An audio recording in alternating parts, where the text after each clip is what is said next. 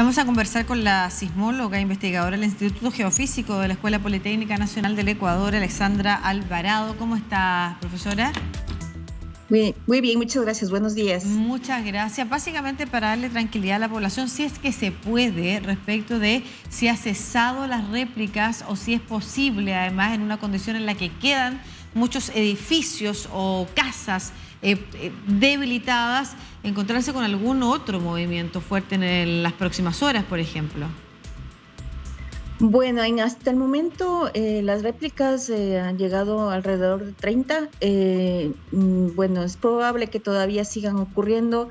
Es menos probable que tengamos otro evento de las mismas características que tuvimos el día de sábado pasado, sobre todo por la ubicación de este sismo, ¿no? Este tipo de sismos frecuentemente no generan réplicas de importancia.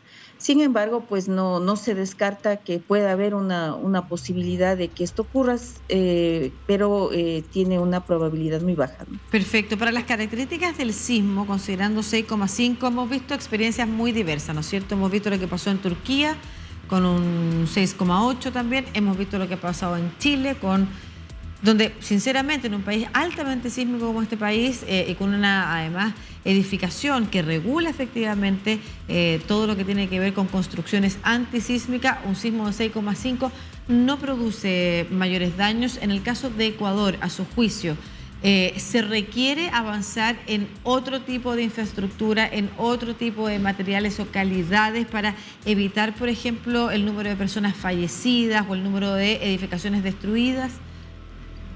Bueno, el sismo de Turquía fue muchísimo más grande, ¿no? Ese fue 7.8, estamos Tiene toda hablando la de razón, disculpe. 6.5.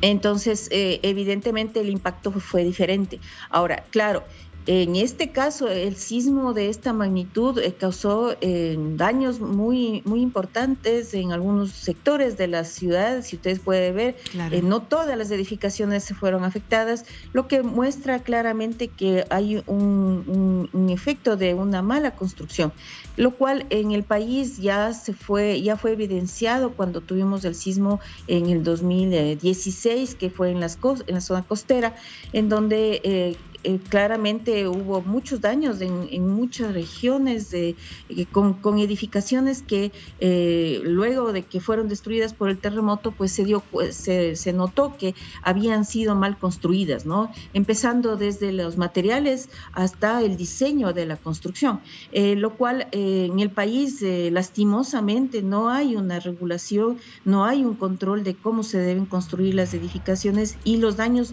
son los que podemos observar. Lo cual ya en el caso de Chile, pues evidentemente ya hay desde hace muchos años un control mucho más estricto y una normativa que permite, normativa que existe y que se aplica, ¿no? Porque claro, no es que en el país no existe, sino que no se aplica. Claro. Y la mayoría de construcciones son informales, es decir, hechas por personas que no son conocedoras del tema constructivo, ahorrando en materiales, ahorrando en los costos de la construcción para beneficio de las personas que construyen. Sin embargo, pues los resultados los tenemos ahí, estos problemas bien graves que generan cada vez que hay un terremoto y que no estamos exentos de que esto pase.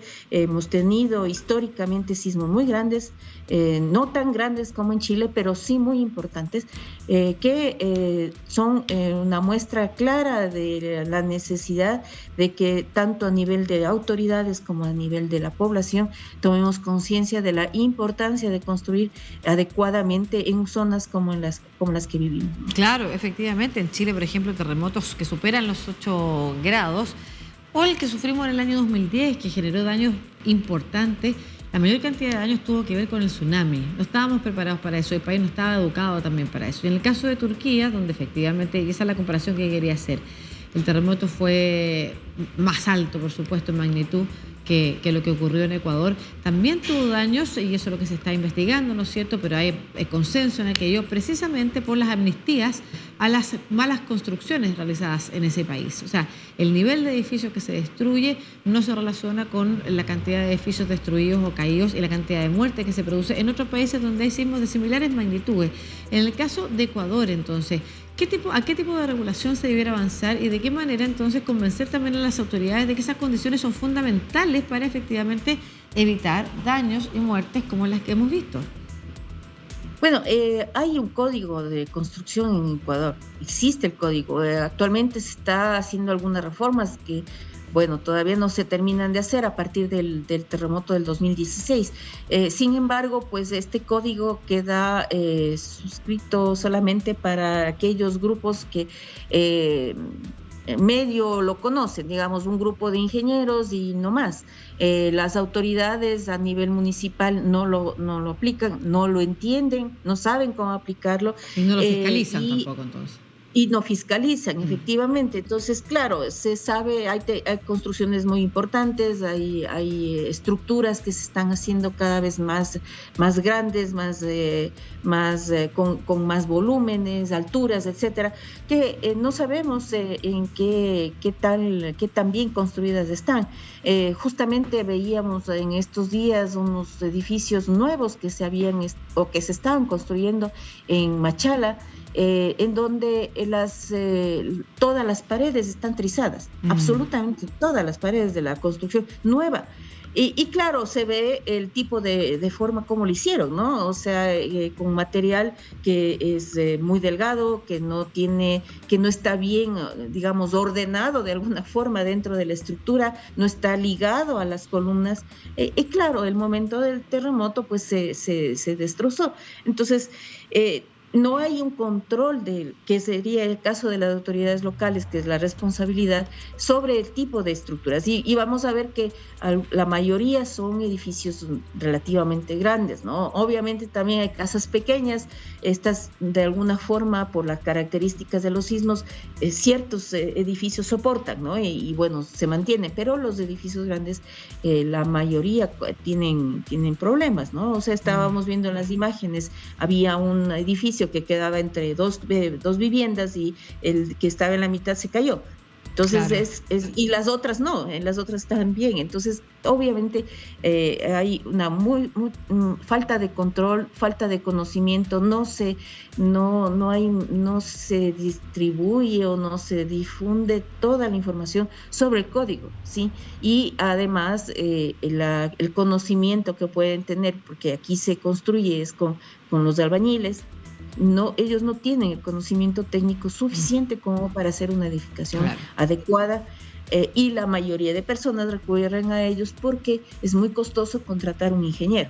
¿Sí? Importante. Entonces, en todo caso, poder efectivamente que las autoridades, y ahora que se viene el proceso de reconstrucción, de remoción de escombros, pero que la gente quiere reinstalar, y en algunos lugares donde se venden también edificios modernos, pasó en Turquía, pasa en Ecuador, se venden edificios modernos en altura y finalmente son los primeros que se caen provocando más daño y más muerte, tengan efectivamente la fiscalización de las autoridades, que no se le haga la vista gorda porque el daño que se produce es enorme. Muchas gracias, sismóloga Alexandra Alvarado, investigadora además del Instituto Geofísico de la Escuela Politécnica Nacional del Ecuador, conversando sobre esta materia que es fundamental para países sísmicos también. Así es que un abrazo, que esté muy bien y esperamos que las cosas mejoren de aquí a los próximos días también en Ecuador.